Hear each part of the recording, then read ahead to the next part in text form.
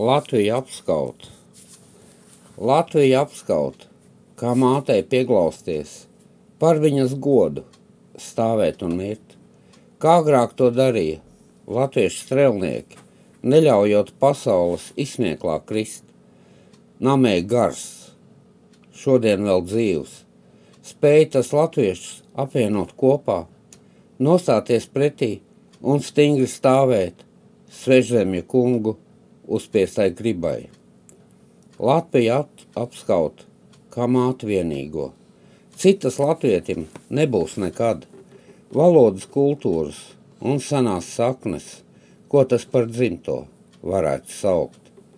Ir Latvija dzīva, brīva un skaista.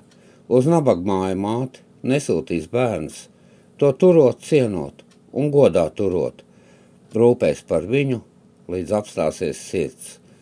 Šo dzejoli es vēlos nobeigt ar Jāņa Jansudrabiņa vārdiem. Piemin Latviju.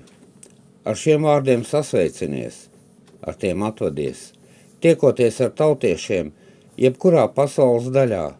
Tur Latviju dziļi ieslēgt savā sirdī. Turi to kā lielāko dārgumu, ko nedrīkst pazaudēt. Ja zaudējis Latviju, tu zudīsi pats.